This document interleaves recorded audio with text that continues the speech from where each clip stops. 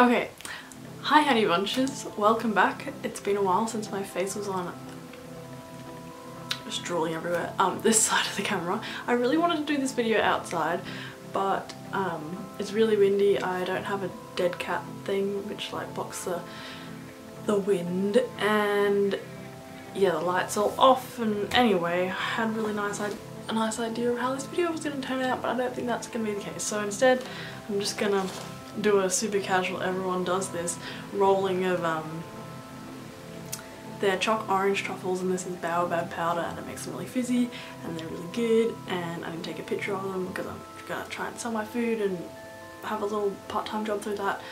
Long story short, this video is a Q&A, as you can tell by the title. So I have quite a number of questions that I put together from all the video suggestions that you left on a couple of videos back, and I'm not going to make like a whole video on. I'm not promising that I'll make a whole video on all the other ideas, but at least these I can just quickly rapid fire, well not so rapid fire because this intro is already like over a minute, and so that's probably a clue to how I speak. But yes, we'll do a Q&A type of thing. Might be a bit of a long video, so run yourself a bath. Get something chocolatey and enjoy. And there's no going back from this because I have really sticky fingers as of now, and all the random movement below the camera is just me rolling my balls.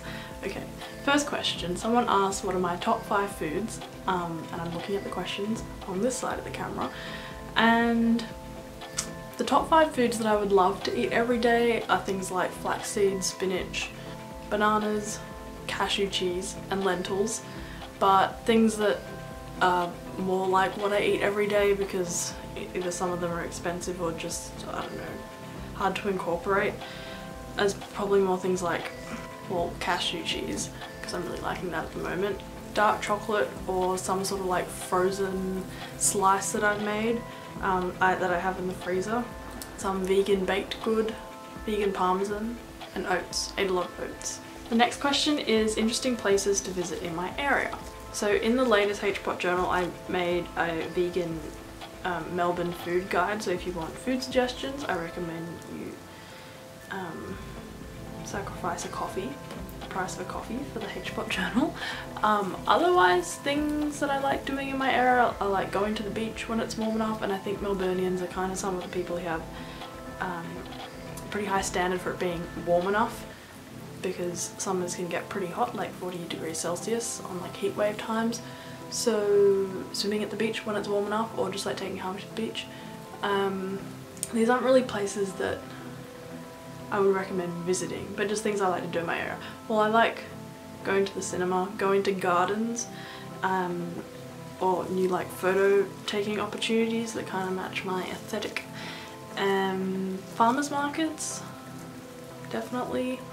Food markets, anything with vegan food obviously, and I really want to get into rock climbing, and I realised there's a place like semi close to me, so I'm going to be doing that soon, and hopefully it'll become a regular thing, because totally won over by Princess Diaries #1, and like it's a really trendy thing at the moment, so I'm just following the trend, but it looks really cool and I want to start it. Next question, is Harvey vegan? No, he's not vegan, he's 13. I've only been vegan for 3 of his years. At one point I was really set on like him becoming vegan, but his stomach just didn't really respond to it well. He's a bit of a vomiter when things don't go great in the digestive department. So I didn't really turn out. Also, vegan dry food is what he probably should have gone on, as opposed to me like making just a lot of vegan dog wet food, which didn't really work for him. So price wise, and also the fact that he's like a family dog is kind of why he's not vegan. But if I had a dog in the future, I would definitely be a rescue dog, and I would make sure I'm in the financial situation to make sure I can afford vegan dog food. But I do make him like dog biscuits and stuff, which are just vegan, I should mention that. So yeah, he enjoys the odd vegan biscuit or a piece of carrot. What's my video making process? I kind of fit in filming around like everyday activities, so filming the food that I just make, because that's kind of what I do. I make a lot of food and it makes sense for me to just film a lot of that and share a lot of that instead of, I don't know, going out of my way to make food just for you. I don't know, that would be really authentic and not kind of honest, nor sustainable, and it wouldn't be motivating, because I think if you do things that are consistently new, when you don't really have that much time to put towards it, then it's just gonna feel like this really big chore that you have to put a lot of effort into, and that's not really gonna work out. So yeah, I just film a lot of what I make usually, as you probably figured out, with some other sorts of videos chucked in there. I don't think I'm really answering this question. I use Premiere Pro and Lightroom to edit videos and photos respectively. I use VSCO filters on my photos, and I really want to get into like color grading videos, because I feel like everything else in the HBOT aesthetic is really uniform, whereas once people like actually click on the videos, they're I don't know, they might be disappointed. What vegan body products do I use? I mentioned a bit about this in one of the HBOT journals, which I'll leave below, but essentially things that I'd recommend that work for me is using coconut oil on my legs, and then on my face I just use apple cider vinegar toner, and then the product from Lush called Grease Lightning, which is like good for pimples and stuff, although I feel like I don't really have an issue with any sort of acne or skin things that aren't hormonal, so it's only going to do so much. And then on top of that, I just use the Sukin Sensitive Facial Moisturizer. The top 5 vegan dishes my family likes or enjoys. So I asked my brother about this actually, and he came up with lentil sausage rolls, the spinach tofu sag, the rice paper rolls, which have like marinated tofu in them, as well as all sorts of veggies, cauliflower wings of some sort, so if they're like pesto coated or crunchy, more Mexican-y flavour, any type of them. And he also really likes just the simple pesto, like a vegan pesto tomato toast on crunchy sourdough with like salt and pepper and a squeeze of lemon juice, which is pretty delicious. So next question, how I journal. Well, this is great. I have really sticky hands and I could show you stuff. I used to be really into art journaling, and I was really dedicated to that when I had time during like year 9, 10, 11 at school. Yeah, now that's not really a priority. I kind of did art journaling when I was like discovering myself through like Rookie magazine and things, and now I could just kind of be creative how I would art journaling in like the blog and other outlets. So now I just bought a journal that has like a groovy cover, and on the inside I just do that's really messy handwriting, like it's shocking, but just like thoughts or random things I want to write down. It's really inconsistent, I just do it whenever, and I think I've only had one for the whole year, and I'll probably only fill up one journal for the whole year, because it's just not a priority. But I don't beat myself up about not filling it in, which I think is the right way or right attitude to have about journaling.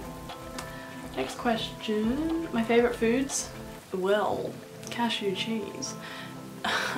Definitely. Anything Indian or like Ethiopian, that's delicious, that's vegan.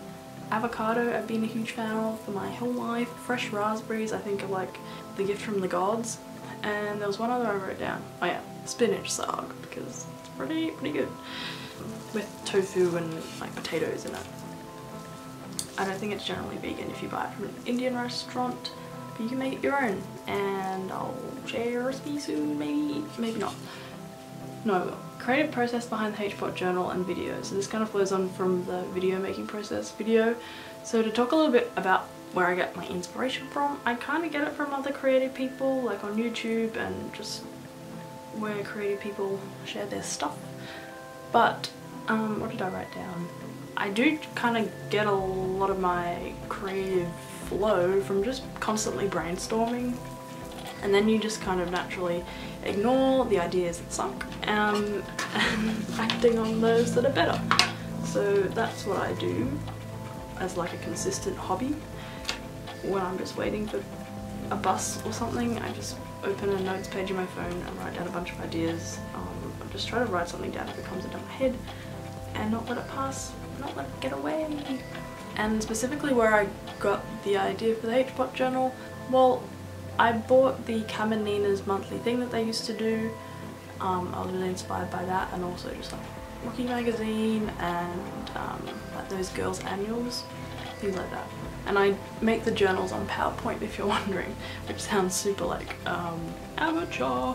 Actually, there's some cool effects in there, and like no, I take that back. It's just PowerPoint, but like I like make sort of collagey things with the content that I like take pictures of and stuff. So yeah, I can get away with it, I guess. It'd be nice if you clue people in to what I'm studying. So I'm studying Bachelor of Arts. It's at the end of my first year, abouts.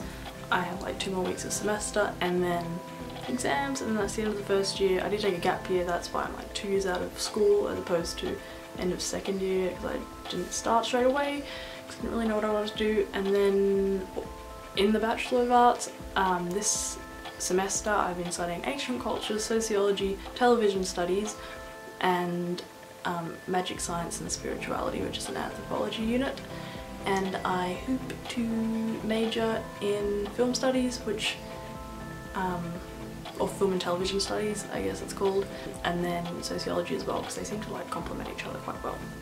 And it's a 3-year thing, but I think that's pretty, you probably know that. My favourite books, so it's kind of embarrassing because there's just so many readings for a Bachelor of Arts course, Bachelor of Arts course, that yeah, I haven't really had the desire or spare time to really read a lot this year at all. When I was travelling, I was reading a bit for pleasure, but now, yeah, it's not a regular thing, so I don't want to like splash around excuses. I just haven't really turned to it when I have free spare time. I just kind of do other creative outpours as opposed to absorbing, which is kind of what I see reading as.